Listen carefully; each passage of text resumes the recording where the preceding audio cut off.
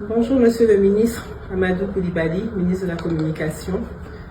J'aurais voulu m'éviter un tel exercice, mais il y a des moments de la vie, garder le silence n'est pas bon. Ce matin, j'ai reçu par WhatsApp un message d'un de mes amis qui m'a envoyé une nouvelle vidéo. Nous allons écouter ensemble ce que vous avez dit. J'ai assisté à une mise en scène pathétique et des plus ridicules où, actualité faisant, on a réuni un parterre de personnes dont la maman d'un influenceur, un avocat et la femme de l'ancien chef d'État, Laurent Gbagbo, avec pour idée de faire passer le régime pour un régime dictatorial, un régime policier. Pour ceux qui ne connaissent pas hier, quand ils entendent ça, ils peuvent dire « Ah oui, c'est vrai, parce qu'il y a des gens qui sont en prison. » Mais je vais couper là, parce que c'est la seule partie qui me concerne. Les autres parties, vous parlez plutôt de la gouvernance du président Laurent Gbagbo. Mais le RDR aussi faisait partie du gouvernement du président Laurent Gbagbo. Je ne viendrai pas répondre le président Laurent Gbagbo, parce que ce n'est pas mon rôle de répondre pour lui. Il est un homme politique, il a été président de la République de Côte d'Ivoire. Il répondra et je sais qu'il pourra répondre. Mon rôle n'est pas de répondre pour lui. Monsieur le ministre, je pense que vous m'aviez répondu et c'est à votre nom propre que vous m'aviez répondu. Vous n'avez pas répondu en tant que porte-parole du gouvernement. Parce que si c'est en tant que porte-parole du gouvernement du président Alassane Ouattara, certaines personnes bien informées vous auraient dit de ne pas me répondre sur ce sujet précis d'emprisonnement. Pourquoi je le dis? Vous n'êtes peut-être pas au courant de beaucoup de choses, même si vous faites partie du RDR. Je vais vous raconter une histoire. En 1999, je ne sais pas si vous vous en souvenez, quand ils sont venus arrêter les militants du RDR d'alors, les militaires étaient venus justement au siège du RDR à la rue de Pic. J'étais journaliste à cette époque et j'étais juste venue interroger Madame Henriette Dabaté, qui était la secrétaire générale du Rassemblement des Républicains. Et nous étions dans ses bureaux quand la police a fait irruption pour pouvoir l'arrêter. Elle a été arrêtée et la deuxième personne qui a été arrêtée, c'était moi. Mais quand moi on m'a arrêtée, j'ai été frappée, molestée, tabassée par les policiers d'alors. Madame Henriette Dabaté a été récupérée, ils l'ont mise dans le fourgon. Ensuite, on m'a jetée aussi dans la voiture des policiers, dans le coffre aussi, avec Madame Henriette Dabaté. Et la troisième personne qui a été arrêtée, c'était le ministre Amadou Coulibaly, paix à son âme. Nous étions trois à avoir été arrêtés. Mais je tiens à faire une précision importante. Je n'étais pas militante du RDR, je ne suis pas militante du RDR et je ne pense pas être un jour aussi militante du RDR. Mon père m'a transmis deux choses. Mon amour pour l'Africa Sport National et mon amour pour le PDCI. Mon père est un militant du PDCI RDA. Donc, à cette époque-là, j'étais donc militante du PDCI RDA, même si je n'avais pas ma carte du PDCI RDA, j'avais de la sympathie pour ce parti politique. Et donc, on était trois, ils nous ont déportés jusqu'à l'école de police. Arrivé à l'école de police, mes patrons d'alors, d'Africa numéro 1, ont commencé à appeler le ministre de la Communication, qui était Madame Danielle Boni-Clary, qui dit qu'on ne comprenne pas pourquoi on peut arrêter une journaliste. Donc j'étais avec Madame Henriette Dabaté. Après les interventions, j'ai pu sortir, mais avant de sortir de l'école de police, tous les autres militants du RDR, qu'on a considérés comme des prisonniers du président Henri Konan Bédié, s'étaient constitués eux-mêmes prisonniers. Ils n'avaient pas été arrêtés. Les trois personnes qui ont été arrêtées au siège à la rue de Pic, c'était donc Henriette Dabaté en première position, en deuxième position c'était moi, et en troisième position Amadou Coulibaly. Arrivé à l'école de police, je suis restée quelques heures, mais après des interventions, j'ai pu sortir de l'école de police. Mais avant de sortir de l'école de police, comme j'étais journaliste et que j'avais pu être en contact avec la ministre Henriette Dabaté, elle m'a demandé de faire un certain nombre de choses pour elle. Moi, quand je fais quelque chose pour quelqu'un, je n'en parle pas. Parce que quand tu es éduqué, que tu fais quelque chose, tu dis pas j'ai fait ça, j'ai fait ça, j'ai fait ça. C'est à la personne de parler.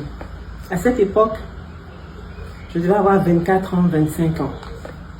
Mais j'étais outrée qu'on puisse arrêter une mère. Je sais ce que j'ai pu faire pour la ministre Henriette Diabaté. Elle est encore vivante, Dieu merci. Elle pourra témoigner. Je ne connaissais pas la maca. Je ne sais même pas ce que c'est que la maca. Mais à cause d'Henriette Diabaté, j'y allais comme une fille l'aurait fait pour sa mère. Ce que vous dites que c'est une scène ridicule ou pathétique, moi j'appelle ça une scène empathique. C'est l'empathie qui m'a poussé à faire ça pour Henriette Diabaté, la ministre Henriette Diabaté. Alors que je n'étais pas membre de son parti politique, je n'étais pas militant de son parti politique. J'étais la fille d'un militant du PDCI RDA. Mais j'estimais qu'on ne pouvait pas faire ça à une maman. Donc j'ai agi comme une fille aurait agi pour sa mère. J'ai fait ça pour Madame Henriette Diabaté. Mais ce que j'ai fait, je ne le dirai pas. Ce que j'ai fait à 24 ans pour une maman, c'est ce que je fais aujourd'hui à plus de 50 ans pour un enfant de 25 ans. Ziggy, là, il a 25 ans aujourd'hui. Moi, j'avais entre 24 et je rentrais dans ma 25e année. Aujourd'hui, je suis une mère. Donc, j'ai agi pour Henriette Diabaté avec le cœur d'une fille. Et aujourd'hui, j'ai agi aussi pour le petit Ziggy, là, avec aussi le cœur d'une maman. Vous avez arrêté le président Laurent Gbagbo, vous ne m'avez pas entendu. Parce que lui, c'est un homme politique. Il sait, il a fait ses choix de vie. Même si je trouvais que son incarcération était injuste. Mais je ne parlerai pas pour lui. Je n'aurais même pas parlé pour le jeune Ziggy, mais c'est un trop-plein. C'est un trop-plein. Quand on a arrêté aussi les Gala Kodebi, les Dosso Charodé, j'ai été écœurée, mais je n'avais pas à parler. Puis bon, je ne suis pas du genre à parler. Mais venez me prendre aujourd'hui et puis me répondre en disant mon nom, monsieur le ministre, on ne le fait pas. Peut-être que vous avez oublié, mais moi quand j'allais au siège du RDR, je vous voyais, et vous savez où moi je vous voyais quand j'étais journaliste. À un moment donné là, il y a la politique, hein, et puis il y a la vie normale. On n'a pas besoin de faire tout ça. On n'a vraiment pas besoin de faire tout ça. Vous m'avez indexé, et puis vous avez cherché à m'attribuer aussi des actions du gouvernement d'alors, gouvernement dans lequel le RDR aussi figurait. Mais le faire, ce n'est pas bon. C'est un fâcheux précédent. C'est un vrai fâcheux précédent. Ce n'est pas bon. Parce que dire aujourd'hui, vouloir m'imputer du moins des actes qui ont été posés par le gouvernement d'alors, cela voudrait dire aussi qu'aujourd'hui, ce qui se passe où des encagoulés rentrent dans des maisons, récupérer des gens qui auraient peut-être posé des actes délictueux, traumatiser les enfants des gens, traumatiser les épouses, en portant des cagoules. Il n'y a pas de raison de s'encagouler pour entrer dans des maisons. Mais je vous le dis, monsieur le ministre, ça fait peur aux enfants, ça fait peur aux femmes. Mais le faire et dire aujourd'hui que moi je sais ce qu'on faisait avant, en voulant m'attribuer des actions du gouvernement d'alors, cela supposerait aussi que la première dame, Madame Dominique Ouattara, est au courant de ce qui se passe. Je ne pense pas. Ce qui est valable pour moi est aussi valable pour elle. Je ne pense pas. Parce que je ne pense pas qu'elle pourrait accepter ou qu'elle pourrait savoir que des gens rentrent encagoulés dans des maisons, traumatisent des enfants, traumatisent des épouses. Si un homme a fait quelque chose, c'est l'homme qui a fait. C'est pas la femme, c'est pas les enfants. Vous pouvez venir tranquillement. Ah, on te cherche. Donnez, madame, monsieur, venez. Nous allons aller au commissariat. C'est comme ça que ça devrait se passer. Moi, je ne vais pas être trop longue, monsieur le ministre. Mais je dis que l'exemple là que vous venez de prendre pour pouvoir m'attaquer ou m'insulter, c'est cet exemple que vous n'auriez pas dû prendre. Vous voulez parler d'humanisme. Quand je faisais les courses de Madame Henriette Diabaté, un 22 décembre 1999, elle avait besoin de quelque chose, ce qu'un enfant aussi aurait pu faire pour une mère. Là. Elle m'avait demandé de le faire. Mais elle m'a demandé de la rejoindre à la PISAM. J'étais étonnée, je dis pourquoi c'est à la PISAM que je dois la rejoindre alors que en principe elle est à la MACA. J'arrive à la PISAM, je la vois entre le 22 et le 23 décembre. Elle était avec Feu Amadou Gon Coulibaly. Il y avait aussi le ministre Amontano. Et il y avait une autre personne dont je tairai le nom. Parce que cette personne ne fait pas de politique. Et puis je lui ai dit, ah, la tantille, tu fais quoi ici à la PISAM? T'es pas malade? Parce que moi j'étais inquiète en venant à la PISAM. Elle m'a dit non, je suis pas malade. Mais le président Henri Konan Bézier m'a dit que ma soeur, tu peux pas te laisser en prison pendant les fêtes de Noël. Donc je vais vous envoyer à la PISAM pour que vous puissiez rejoindre vos familles et puis vous allez fêter quand même Noël à la PISAM. Elle était dans une suite. Henri Konan Bézier. Il avait mis Amadou Bon, Henri Diabaté, d'autres personnes en prison. Mais il s'est souvenu qu'elle était sa sœur. Et il l'a fait sortir discrètement pour qu'elle puisse rejoindre ses enfants.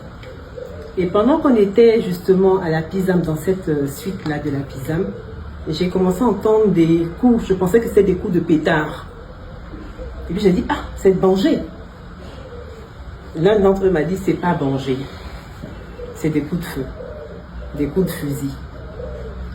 Et la personne a dit à la ministre Henri Diabaté, nous allons vous ramener à la MACA. Monsieur le ministre, la suite de l'histoire, ça dépend de vous. Quand on est auprès d'un chef d'État, un monsieur qui a dirigé la Côte d'Ivoire, on se doit d'être profonde. C'est pour ça que je garde le silence, je ne parle pas. Et je ne parle pas parce que quand je commence à parler, je suis sans filtre. Mais le reste de l'histoire, ça dépend de vous. Je vous remercie et je vous souhaite une excellente journée. Merci.